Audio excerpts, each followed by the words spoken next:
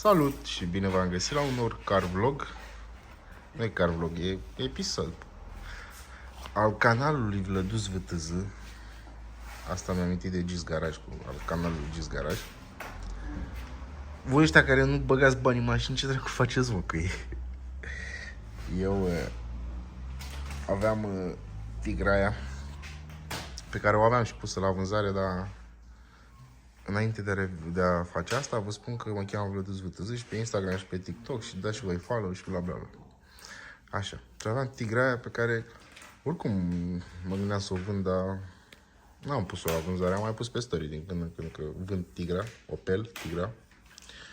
Și într-o zi vorbeam cu Preda, adică băiatul cu pantaloni verzi, știu că un negru. Și zic, băi, de unde iau niște colanti ieftini să colantăm Tigraia ieftin așa?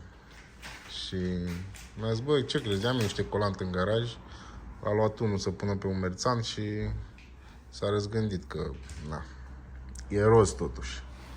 Și zic, bă, să știi că ar merge, că tot e filmul Barbie acum, am putea să ne plimbăm cu ea roz și decapotată. Așa că m-am țigănit un pic cu el, mi-a lăsat mâna de lucru la 11 milioane, nu, 10 milioane 500, dar 10 milioane de fapt e mâna de lucru, 50 de lei o cutie de kit și un spray și mai vreau încă 1 milion să-mi pună folie pe faruri. Că se vede urât fără folie și colantată. Haideți să vă arăt și mașina, asta e bara. Și asta e bara spate. Deschidem ușa. Și asta e mașina. Uitați-vă cum arată. Bine, acum e dezmembrată, dar chiar e mișto culoarea. Gândiți-vă și decapotată, să mă plimb cu ea așa frumos. O să punem folie pe faruri pentru că sunt prea albe. Chiar dacă nu le mai polișez, sunt polișate ele atunci de mine. Și o să punem folie să le închidem un pic la culoare. Deși ar fi mers mai bine desfăcute și făcut interiorul făcut negru. O să mă gândesc, poate, cine știe, las decât astea de aici.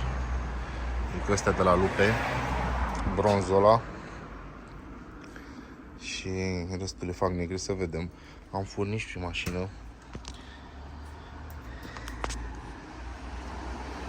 Chiar e drăguță.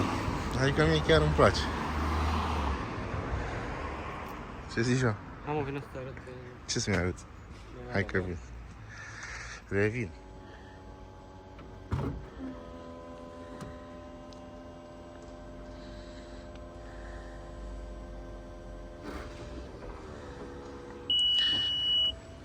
S-au închis și geamurile. Cam asta este mașinuța. V-am zis că efectul e decapotată. Că așa arată ea cel mai bine. Vreau să o vând. 110 milioane. Am zis să o colantez pentru că avea oarecum defecte pe caroserie și după cum v-am zis încă de la început, am văzut o mașină roz în oraș și doar ce plecasem de la filmul Barbie cu câteva zile înainte și i-am dat mesajul Preda și i-am zis, bă, vreau să fac Tigra roz și ieftin. Norocul a fost că el avea prin garaj un colant pe care mi-a cerut 600 de lei. Este un colant mai foarte slab calitativ, adică colantul meu de la A7 a fost 30 de milioane. Doar colantul.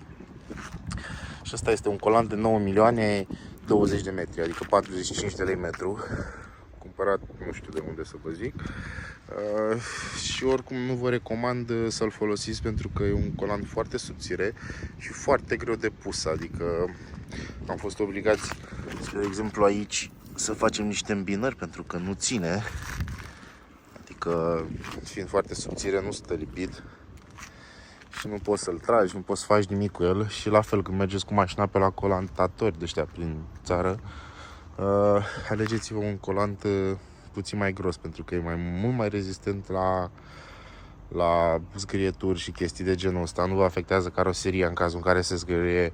Îmbinările nu prea am reușit să le facem la fel pentru că, după cum bine v-am zis, mașina a fost ieftin de făcut, adică mi-a luat 10 milioane mână de lucru, ceea ce în mod normal se ia 25-30 de milioane, o chestie de genul, și mi-a zis că oricum nu mai face Tigra pentru că E foarte greu de lucrat cu ea, adică are, spre exemplu, aici e foarte greu de aplicat colantul, are tot felul de curbe și la bara spate la fel, adică nu e o mașină foarte, foarte ușor de colantat, dar cum v-am zis, un colant mai gros e mult mai bun, chiar dacă e un pic mai greu de lucrat cu el, pentru că opune rezistență, se trage și chestii de genul ăsta.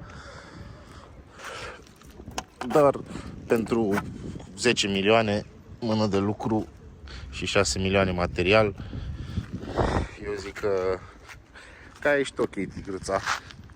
E mult mai bine decât înainte, pentru că avea defecte pe caroserie specifice vârstei, portbagajul spate aici era vai de el, era prăjit copt. Aici aveam un defect care încă a rămas l-a făcut predact, a putut, dar v-am zis, mașina nu a fost pregătită. În mod normal, în momentul în care duci o mașină la colantat, ca să-ți iese bine trebuie să o și pregătești. Noi n-am mai pregătit-o pentru că v-am zis, nu voiam să-i dublez valoarea mașinii, pentru că e o mașină relativ ieftină și oricine ar cumpăra-o, nu o să aprecieze chestia asta. Adică e o mașină care îi se potrivește unei fete sau unui băiat cu suflet sensibil, așa cum sunt eu. Dar e o mașină frumoasă, e o mașină să mergi cu ea decapotată, să te plimbi, merge treaba, să știți, adică e plăcută senzația. E o jucărie, pentru că de asta am luat-o și eu, am luat într-o zi în care am fost la piscină, s-a pus ploaia și am plecat de la piscină acasă și n-aveam ce face și mă uitam pe OLX și am văzut-o și am zis, bă, de ce nu? Am înțeles cu omul la preț, a fost super ok și, bă, eu am de vânzare 110 milioane, adică 2200 de euro și el, din ce am văzut, se vând pe la 3000 și ceva de euro. Se vând și mai ieftin, dar la fel, cu foarte multe probleme, cu defecte, chestii de gen. Atât a fost despre Opel. Eu sunt Vlăduț, Instagramul e Vlăduț.tz, ăsta intră cu mașina și cu remorca de parcă eu n-aș filma aici. Nu uitați de follow, subscribe, chestii de gen.